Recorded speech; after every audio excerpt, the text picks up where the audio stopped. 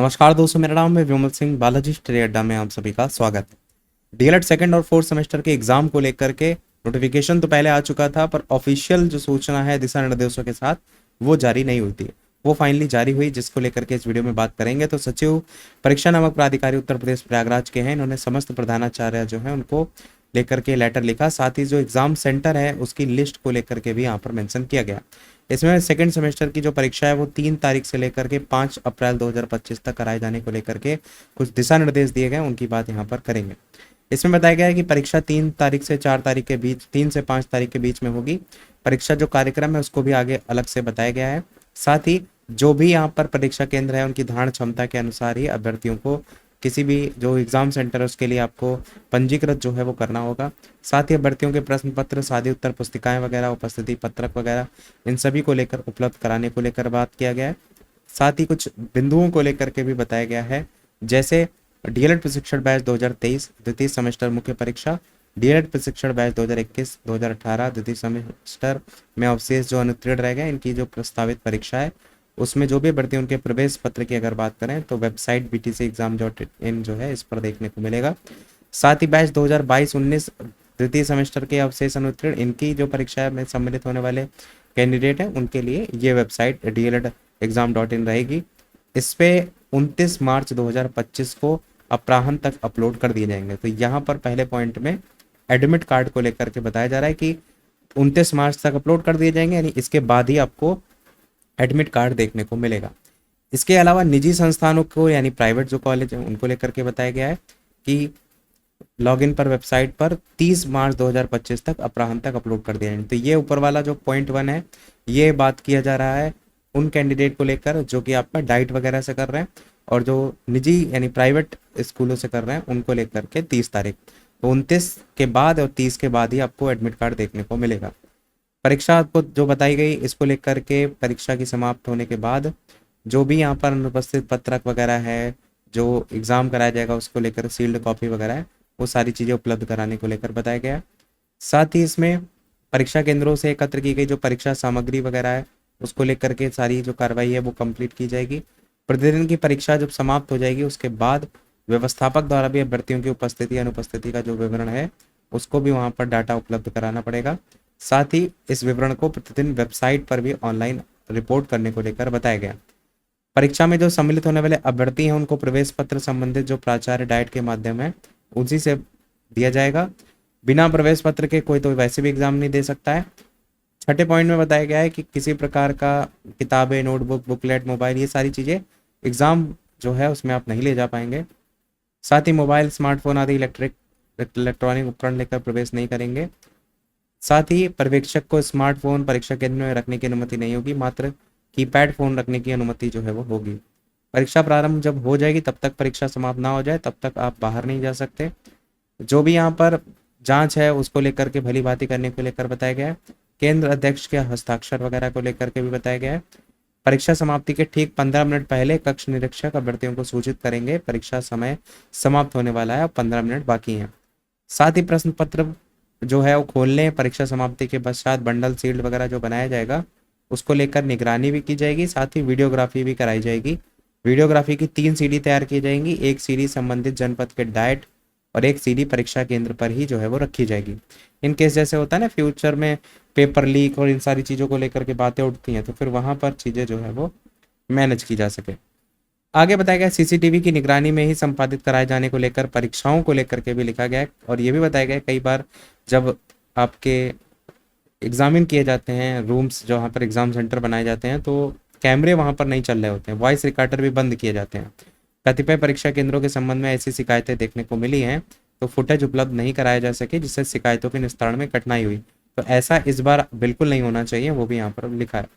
परीक्षा समाप्ति के पश्चात जनपदवार समस्त परीक्षा केंद्रों की एक प्रति भी सीडी कार्यालय सचिव परीक्षा नामक प्राधिकारी प्रयागराज को विशेष वाहक के माध्यम से भेज दी जाए। जो प्रवेश पत्र है उसमें फोटो और जो भी अन्य विवरण है उनको लेकर के संशोधन या कूट रचना करते हुए कुछ जो परीक्षार्थी उनको परीक्षा में सम्मिलित कराए जाने का प्रयास किए जाने की भी शिकायतें जो है वो मिलती रहती हैं। अतः प्रवेश पत्र की भली भांति जांच करने के पश्चात ही परीक्षार्थियों को केंद्र में प्रवेश कराया जाए। अगर कोई संदेह वगैरह हो रहा है तो विवरण से मिलान वगैरह कर लिया जाए। और अगर कोई गड़बड़ी पाई जाती है तो सम्मिलित होने की अनुमति बिल्कुल ना दी जाए। प्रवेश पत्र में किसी भी प्रकार के संशोधन की अनुमति नहीं होगी। ये चीज़ यहाँ पर ऑलरेडी क्लियर कर दिया गया। डीएलएड सेमेस्टर परीक्षाओं हेतु अस्थायी शुल्क की नियुक्ति संबंधित जनपद के, मतलब होता है ना, जैसे किसी को लिखने में किसी प्रकार की दिक्कत वगैरह है तो उसके लिए ये व्यवस्था श्रुत लेख की जो है वो की जाती है अलग से, तो वो भी यहाँ पर बताया गया। साथ ही परीक्षा समाप्ति के 5 मिनट पहले परीक्षा केंद्र बंद कर दें और समय समाप्ति के जब तक उत्तर पुस्तिका का लेखा का मिलान ना कर लें किसी परीक्षार्थी को परीक्षा केंद्र से बाहर न जाने दिया जाए। परीक्षा केंद्र में परीक्षार्थियों को बैठाने हेतु जो सीटें लगाई जाएं उसमें अनुक्रमांक का क्रम न तोड़ा जाए। अब देखते हैं ना, अनुक्रमांक के आधार पर ही बैठाया जाता है। परीक्षा प्रातः 10 बजे से स्टार्ट होगी और परीक्षा प्रारंभ होने से 20 मिनट पहले सभी परीक्षार्थी केंद्र पर अवश्य पहुंच जाएं और अपना निश्चित जो स्थान है वो ग्रहण कर लें। तीसरे, चौथे और षष्टम, सप्तम इन सभी प्रश्न पत्र को लेकर के एक एक घंटे का समय, इसको ध्यान में रखते हुए ही जो इनके पेपरों के बीच में अंतराल है वो आधे घंटे का जो है रखा गया है, जिसमें परीक्षार्थी दोनों पाली की परीक्षा दे करके ही परीक्षा केंद्र से बाहर आ सकते हैं। पहले अलग अलग होता था, मतलब गैप जो मिलता था ना उसमें आप बाहर भी आ सकते थे, पर अब ऐसा नहीं रह गया। एक एक घंटे वाले जो पेपर होते हैं उनके बीच में आधे घंटे का ही केवल गैप होता है और दोनों पेपर आप एक साथ दे करके ही बाहर आते हैं। जिन प्रश्न पत्रों के मध्य अंतराल 30 मिनट का है उनके परीक्षार्थियों को लेकर के प्रथम पाली की परीक्षा समाप्त होने पर केंद्र से बाहर जाने की अनुमति नहीं होगी और ऐसे परीक्षार्थी वहीं बैठे रहेंगे। साथ ही पाली जो समाप्त हो जाएगी उस पर उत्तर पुस्तिकाओं को एकत्र करके मिलान करते हुए सीलिंग, पैकिंग ये सारी व्यवस्था करके पहुंचाया जाएगा। द्वितीय पाली की जो परीक्षा है उसको लेकर के अतिरिक्त कक्ष निरीक्षक द्वारा उत्तर पुस्तिका प्रश्न पत्रों को संबंधित कक्ष में पहुंचाया जाएगा। द्वितीय पाली की परीक्षा से 10 मिनट पहले उत्तर पुस्तिकाएं वितरित की जाएंगी। प्रश्न पत्र निर्धारित समय पर वितरित किया जाएगा और समस्त पालियों में भी लागू होगा। जिन परीक्षार्थियों को दोनों पालियों में परीक्षा उन्हीं को परीक्षा कक्ष में बैठने की अनुमति होगी।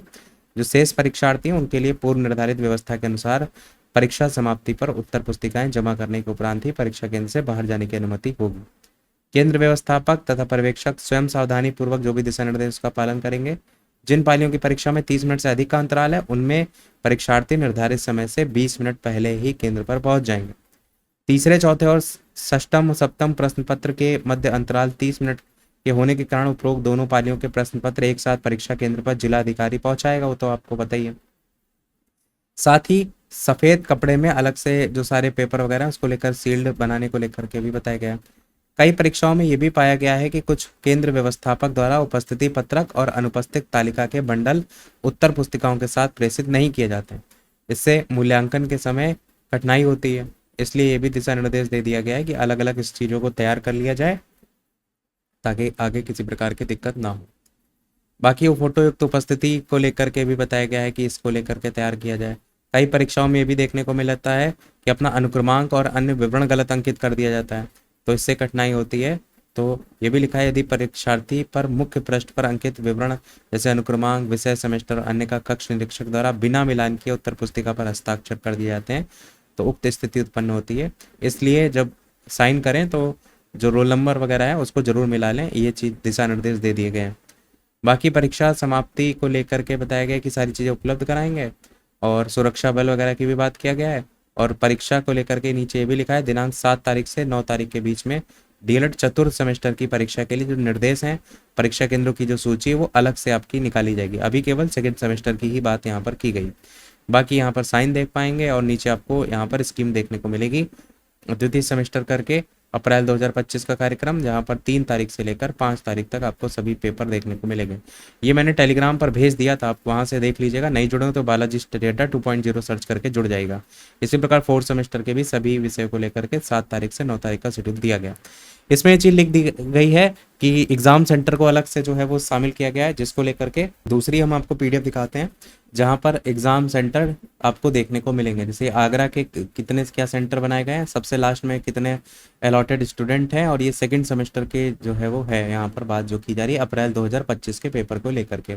इसी प्रकार हाथरस, अलीगढ़, मथुरा, फिरोजाबाद, मैनपुरी, कासगंज करके है आपका, बरेली है, शाहजहांपुर, पीलीभीत, मुरादाबाद, अमरोहा, रामपुर, बिजनौर, कानपुर नगर, कानपुर देहात, कन्नौज, फर्रुखाबाद, औरैया, इटावा, मेरठ और बागपत है, गाजियाबाद वगैरह भी है इसमें। बुलंदशहर है, मुजफ्फरनगर है, सहारनपुर है, लखनऊ में देखेंगे तो केवल इतने ही बनाए गए हैं।